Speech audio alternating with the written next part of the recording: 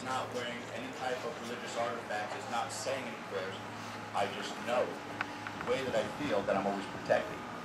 I'm not protected in my sleep because I'm not aware of what's happening. And all of a sudden, I was getting what John Zaffis, because he's one of the first people I called, and Bishop James Long, night terrorism. Not night terrorists, but night terrorism. And I said, I don't know what you mean. What's the difference? He said, George, do you remember the first time that they attacked the World Trade Center? It was in the early 90s. They waited 7 years to attack again. They have unbelievable patience, unbelievable resources. Demonics are the same way. So they waited for a time that I was vulnerable. And the very first time I had any kind of a sign was just the eyes, but I knew what it was. The second visit was the hands and the head and the name, which I won't mention. You can ask me outside of this. Most of you will recognize it. It's a common name, but it's not one that I would want to repeat just in a public forum. And the last time was on Christmas Eve, visiting my parents' house, not even my house, and it appeared full form. And we're talking demon, 100%. And everything that it was doing was a psychological, let me break you down, let me get you away from your family, let me get you away from your loved ones, let me get you away from being healthy, let me get you away from having money, let me make you suffer to the point in time where you give up. And every time that these trials were happening, I woke up either saying the Lord's Prayer, Psalm 23. I woke up swinging out in midair, because these things were just on me, on me, on me, on me. Does it still happen today? Yes. Does it happen every single day? No. They wait because they're patient, because they're infinite. There is no beginning or end when it comes to these energies. So they have all the time in the world to come at me again. So I have to be prepared all the time for this to happen and be ready to fight.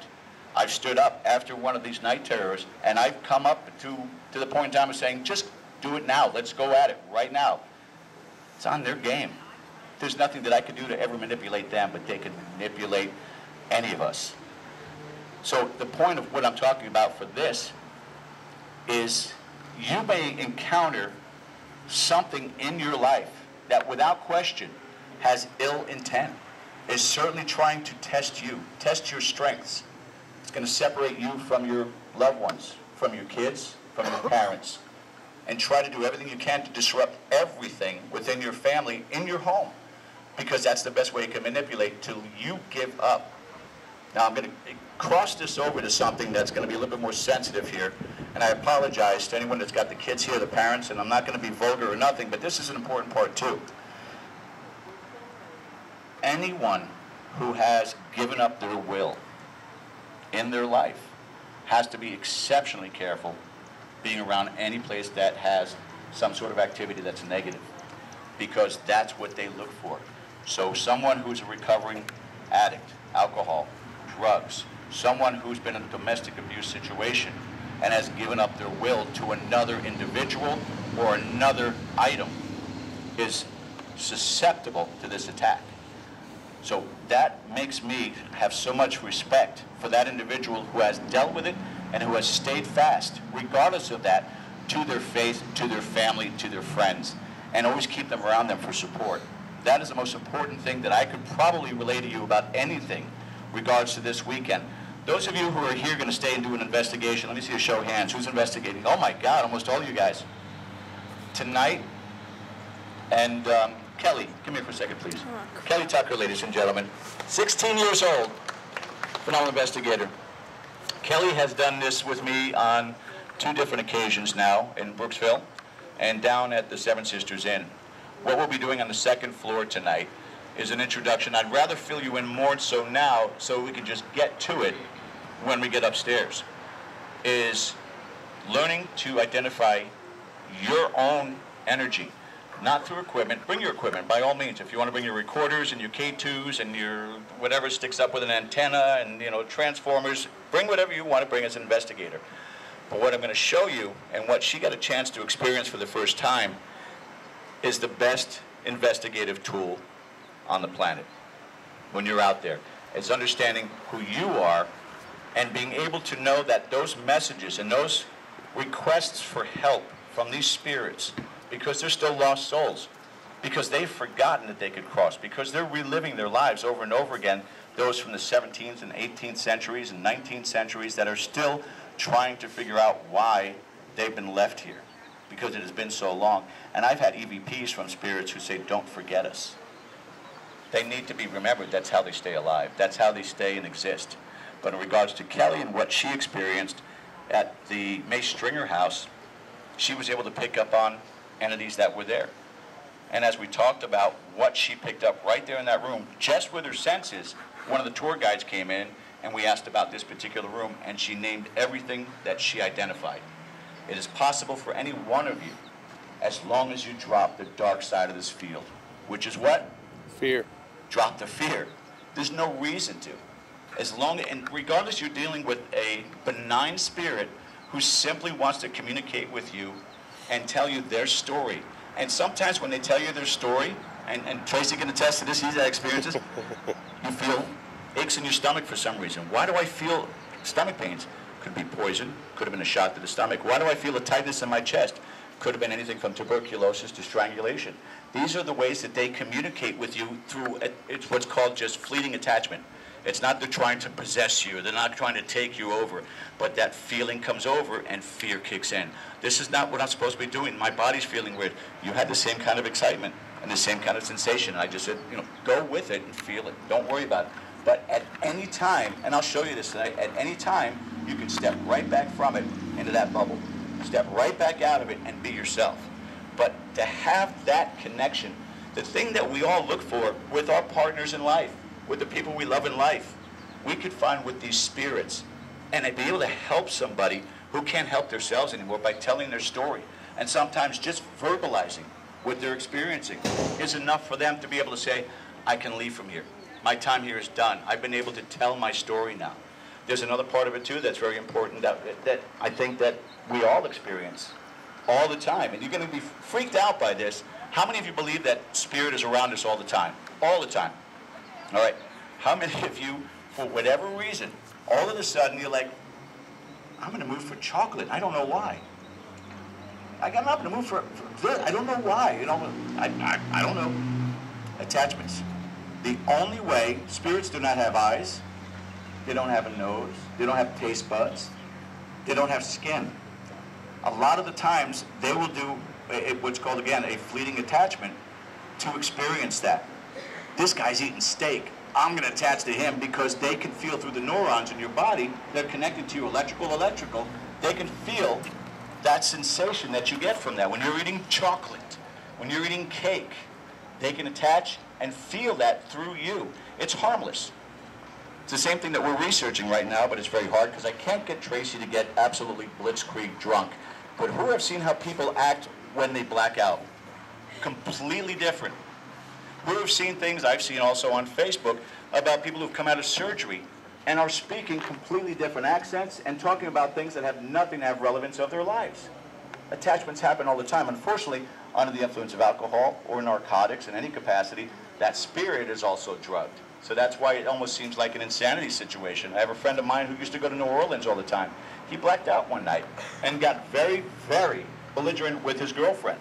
And he didn't remember any of it whatsoever. I said, did you drink a lot? He goes, no, I had a couple of beers, but I don't remember the rest of the night. The possibilities out there are endless, and those of you who are sensitive are going to pick up on it that much more.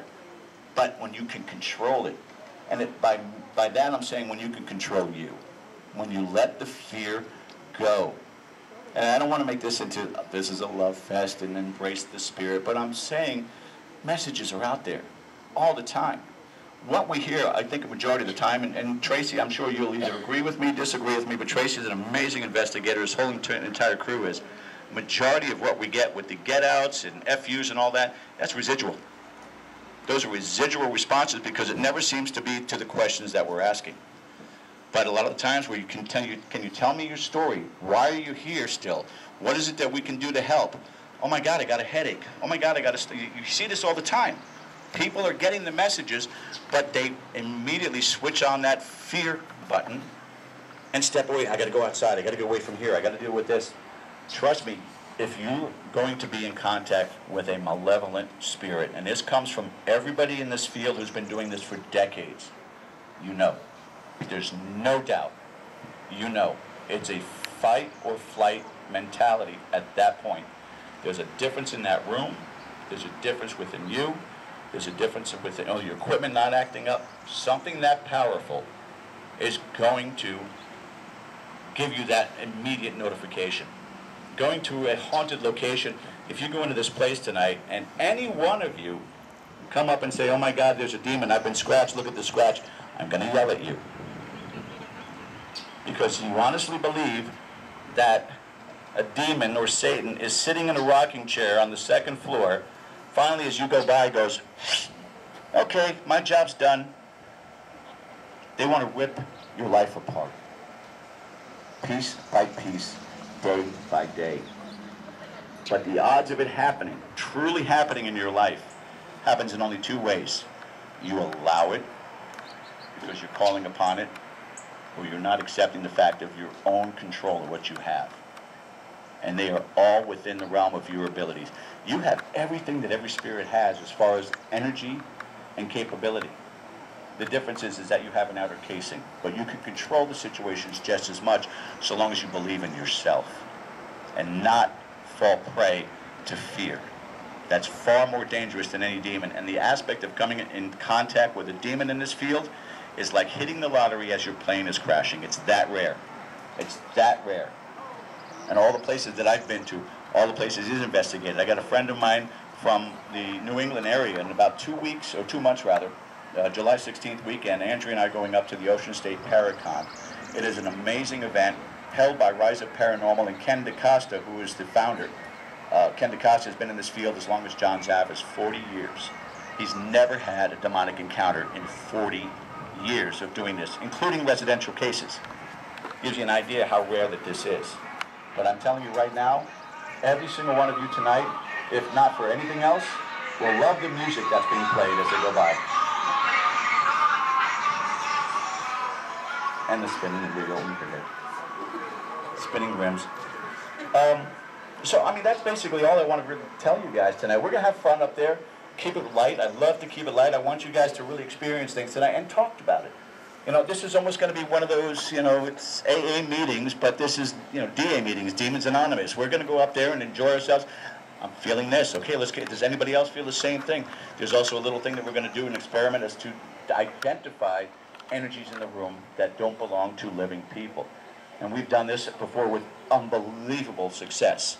So you guys will pick up on certain things tonight. Susan's going to take part of that, what we do tonight. I've been working with her to take that lead role, rather than be a participant, take that lead role. So she'll work with you guys a little bit on this tonight. She's had some amazing experiences with this, but I guarantee you when it's all said and done, I think the empowerment level for anyone who's always gone, I don't know, if I turn around, the friggin' girl from the ring is going to be right there. I know she is.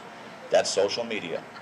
You break your way from that, and you start to really realize the connections you have at a local store. I'm over in Tampa, which my parents live over there. And every time I go to the Home Depot, I feel like I'm in an entirely different dimension. There's something there that wants to communicate, and I haven't done it yet, and I need to do so. But when you have the opportunity, you'll notice when you go to a restaurant and you're eating something, or you get a craving, you're gonna start making that connection in your head and go, you guys have something you want to say, or what am I feeling right now? And sometimes, don't talk to yourself out in public. They'll put you in that rubber wagon, they'll take you away. But experience it. Experience it and enjoy it. But always understand that when it feels like it's too intense, you can stop it, you can back off. Do I have any questions? There's a lot of information. I'm sure there may be somebody out there who has questions about what I'm talking about, or experiences themselves, but how much time do we have? Before 4 or 5? About 40 minutes. Oh my goodness, all right. No, it's like 30. I can tell you ghost stories, but no, if you guys have any questions whatsoever about it, and you feel confident enough that you guys can all handle that? Has anybody had experiences like that before, where you've had either cravings or you've had bodily pains that you cannot explain for no reason whatsoever come out of the blue? You have? Yeah? That'll be it. Okay. Well, I gave them every opportunity. Tracy, you haven't said anything so far at all today. I know if you want to say something, because once we're done with Andrea's, you don't have nothing you want to say? He's a quiet man. He's a quiet man. But ladies and gentlemen, anyway, round of applause, please, for Tracy and Susan Todd and Emerald Coast Paranormal Concepts for this fantastic weekend, and I really appreciate it, sir. Oh, thank you. Information. Okay, if you guys want to reach me, first thing you can do is, again, at the table where Andrew Perrin is at. Some of my cards are over there also.